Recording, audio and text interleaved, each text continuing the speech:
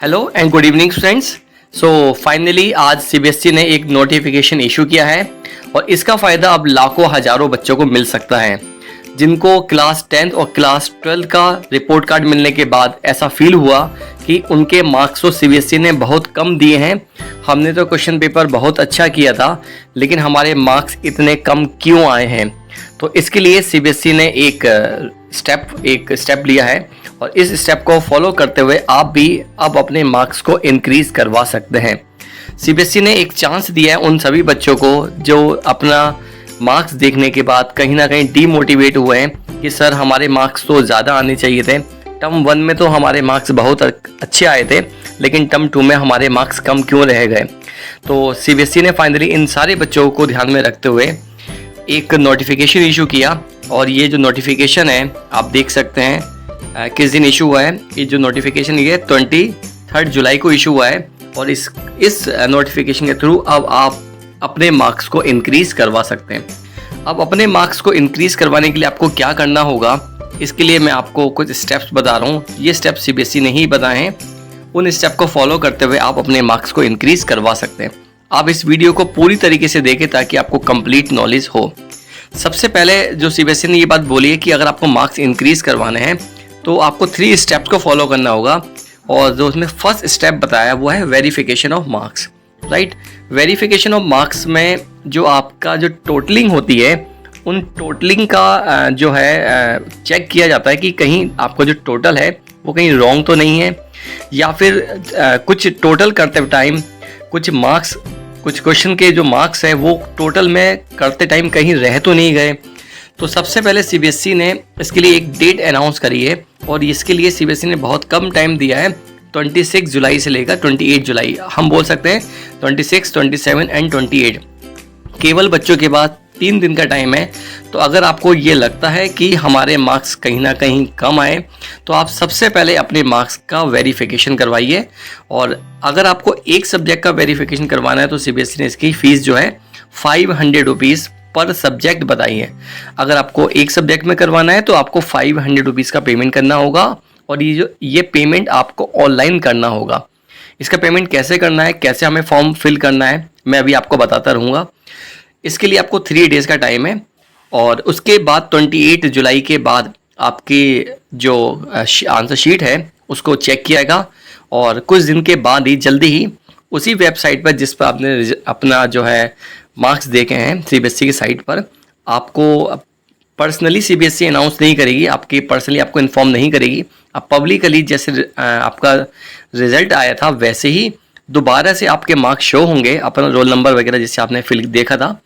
CBSE check आपको बता देगी कि आपके मार्क्स फाइनली इंक्रीज़ हुए या नहीं हुए। अब अगर आपको लगता है कि नहीं हमारे मार्क्स इंक्रीज़ नहीं हुए तब आपके पास सेकंड ऑप्शन है, वो है फ़ोटोकॉपी मंगवाने का। मतलब आपने जो आंसर शीट आपने जो फिल करी थी उस आंसर शीट की आप फ़ोटोकॉपी आप मंगवा सकते हैं सीबीएसई से। और एक आंसर बुक के लिए आपको 700 रुपीज़ पे करने होंगे। अगर आपको 2 सब्जेक्ट में डाउट हो रहा है कि मेरे मार्क्स एक नहीं 2 सब्जेक्ट में कम आए तो हम बोल सकते हैं 700 पर सब्जेक्ट के हिसाब से हो गए आपके 1400 रुपीज़ आपको पे करने होंगे। और उसके बाद अगर आंसर शीट मिलने के बाद हमें क्या करना होता है, सीबीएसई ने बोला है कि अगर आपको ऐसा डाउट है कि नहीं हमारे मार्क्स कम आए हैं तो आप अपनी आंसर शीट जो फ़ोटोकॉपी आपके पास आ गई है आप उसमें अपने मार्क्स को चेक करें और ये देखें कि उसमें किस क्वेश्चन पे आपको कितने मार्क्स मिले हैं। अगर आप उस क्वेश्चन पे जो मार्क्स मिले हैं उस मार्क्स से आप सेटिस्फाइड नहीं हैं तो आप नेक्स्ट स्टेप में अपनी कॉपी का रीवैल्यूएशन करवा सकते हैं।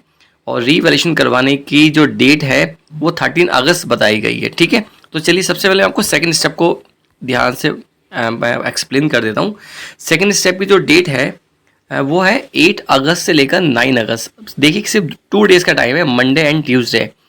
और आपको अगर ये स्टेप फॉलो करना है तो आपको बिल्कुल भी देर नहीं करना, आपको बहुत जल्दी काम करना होगा।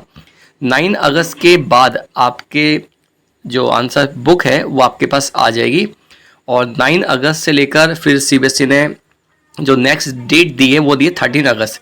मतलब आपके पास जहाँ तक मुझे लगता है 10 अगस्त तक या 11 अगस्त तक आपके पास आंसर बुक आ जानी चाहिए। उसके बाद आपके पास 1-2 दिन का टाइम होगा, आप अपनी आंसर बुक को चेक करें।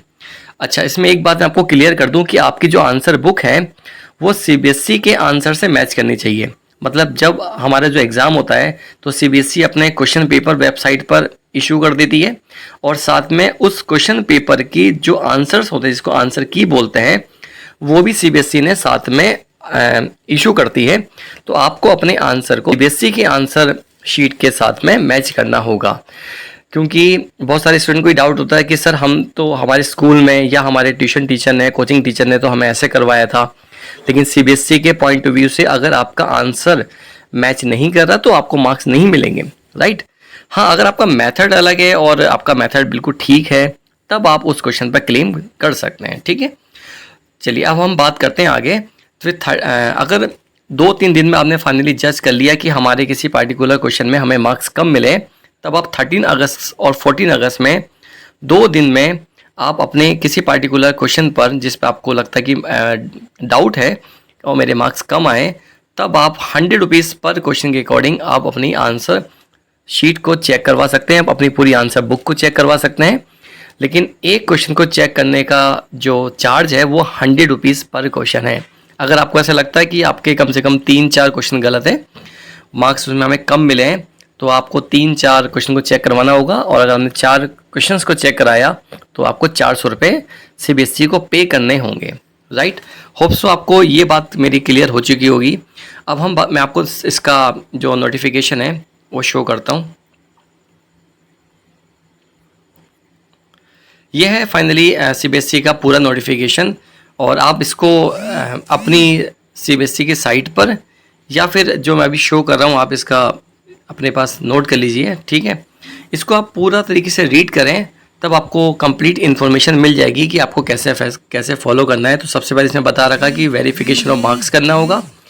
उसके बाद आपको अपनी आंसर शीट अगर आपको मंगवानी है, आंसर बुक मंगवानी है तो मंगवा सकते हो, और उसके बाद वैल्यूएशन होगा आपका आंसर शीट का, ठीक है, इवैल्यूएशन होगा सॉरी, और उसके बाद ही आपके मार्क्स पता चलेंगे कि आपके मार्क्स इंक्रीज़ हुए या फिर नहीं हुए।